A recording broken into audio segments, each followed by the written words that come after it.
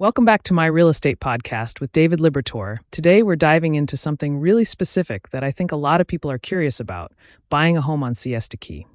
David, thanks so much for being here. Hey, thanks for having me. Yeah, Siesta Key is such a unique market.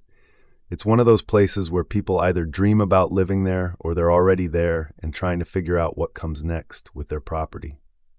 Right? I mean, Siesta Key has this reputation, right? It's got the beaches, the lifestyle, the whole vibe. But I'm curious, when you're working with buyers who are looking to move there, what are the biggest things they need to understand before they even start looking at listings?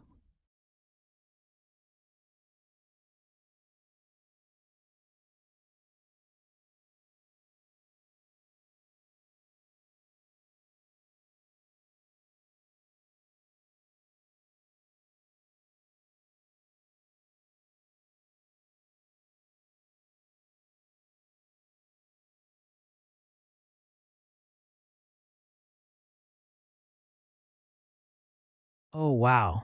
So it's not like you just say, I want to buy on Siesta Key, and that's it. There's real nuance there. What about pricing? Like, how do you even begin to understand what things are actually worth in a place like that? Pricing is huge. You've got to look at comps, comparable sales, but you also need to understand what's driving the value. Is it beachfront? Is it the view? Is it the lot size? And then there's the seasonal factor. Siesta Key sees a lot of activity, and pricing can fluctuate based on what's on the market at any given time.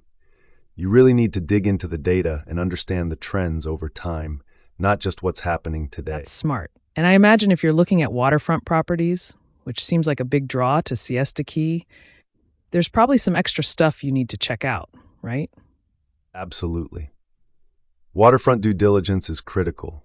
You need to understand flood zones, erosion, what kind of permits you might need if you want to do anything with the property. You've got to think about storm surge, hurricane risk, saltwater intrusion.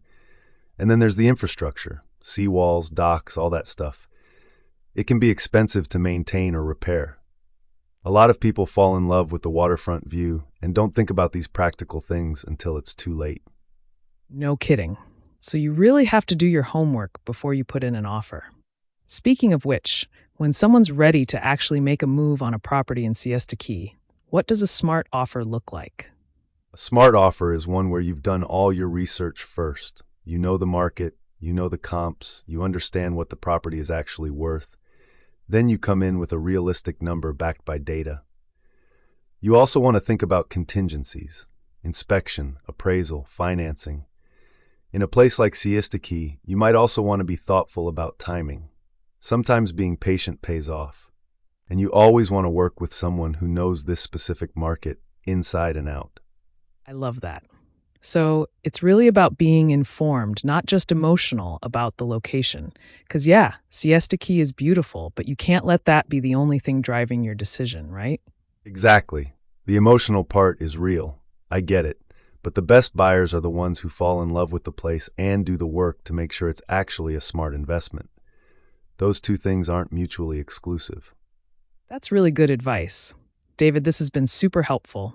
For anyone out there thinking about making a move to Siesta Key, it sounds like the key is really understanding the market, doing your due diligence, especially with waterfront properties, and then making a smart, informed offer. Thanks so much for walking us through this. Thanks for having me. It was great talking through this. Siesta Key is an amazing place, and if you're thinking about buying there, just make sure you're doing it with your eyes wide open.